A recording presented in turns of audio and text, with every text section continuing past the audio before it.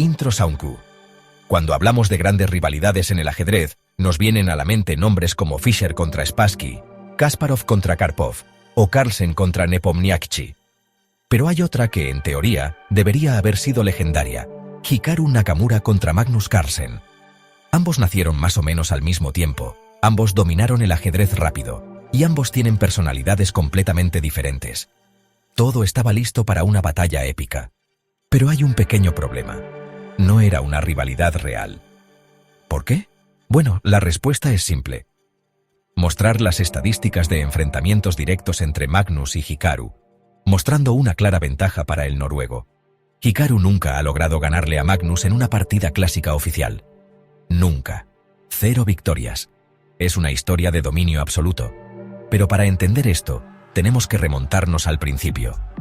Primero, Hikaru, el showman que quería reinar. Mostrar una imagen de un joven Hikaru Nakamura con una expresión de confianza en un torneo juvenil. Hikaru Nakamura irrumpió en la escena ajedrecística con un estilo agresivo y una confianza inquebrantable. En los primeros años de su carrera, lo comparaban con Bobby Fischer por su talento y audacia en el tablero. Su ascenso fue meteórico, y pronto se convirtió en el número 1 de Estados Unidos. Transición a una imagen de Nakamura en el Tata Steel 2011, uno de sus torneos más exitosos. El problema era que aunque dominaba en torneos rápidos y online, en el ajedrez clásico siempre había alguien un paso adelante, y ese alguien era Magnus Carlsen. Luego, Magnus, la muralla impenetrable. Mostrar una imagen de un joven Magnus Carlsen con su característico pelo desordenado y mirada calculadora. Mientras Hikaru construía su reputación como un jugador carismático y explosivo, Magnus Carlsen estaba en otro nivel. Desde que se convirtió en el número 1 del mundo en 2010, su dominio ha sido absoluto. Mostrar el ranking mundial con Magnus en el puesto número 1 y Hikaru en el top 5, pero con una considerable diferencia de puntos. Aquí es donde la rivalidad empieza a desmoronarse. A pesar de que Nakamura es uno de los mejores del mundo, nunca encontró la fórmula para ganarle a Magnus en una partida clásica. Y cuando digo nunca, digo literal. Mostrar tabla de resultados entre Magnus y Hikaru en ajedrez clásico: 14 victorias para Magnus, 0 para Hikaru, múltiples tablas. Así es. En más de 30 partidas clásicas, Nakamura nunca le ha ganado a Carlsen. Mientras que otros jugadores como Anand, Nepomniachtchi o Caruana lograron anotarse algunas victorias, Hikaru siempre se quedó corto. Ahora, hablemos del estilo de Nakamura. ¿Es su mayor problema? Mostrar una imagen de Nakamura haciendo una expresión exagerada durante una partida, típica de sus streams. Parte del problema es el estilo de Hikaru. Es un jugador increíblemente táctico y creativo, lo que lo hace letal en partidas rápidas o blitz. Pero contra Magnus, que es un maestro neutralizando la agresión de sus oponentes, ese estilo simplemente no funciona. Mostrar un ejemplo de una partida donde Magnus frustra los intentos agresivos de Hikaru y lentamente lo lleva a una posición perdedora. Magnus juega al ajedrez con precisión quirúrgica.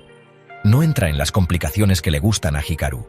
En cambio, simplemente lo sofoca, lo frustra y lo obliga a cometer errores. Mostrar una imagen de Hikaru con una expresión de frustración tras perder contra Magnus en un torneo clásico. El mismo Hikaru ha admitido en entrevistas que jugar contra Carlsen es extremadamente difícil porque Magnus simplemente lo supera en todos los aspectos del ajedrez clásico. Pero ¿qué pasa con el blitz y el rápido? Mostrar una imagen de un torneo de ajedrez rápido con Nakamura y Carlsen enfrentándose. Ahora bien, en partidas rápidas y blitz, la historia es diferente. Aquí vemos una batalla mucho más pareja. Hikaru es considerado uno de los mejores jugadores de blitz de todos los tiempos, y contra Magnus ha conseguido varias victorias en este formato.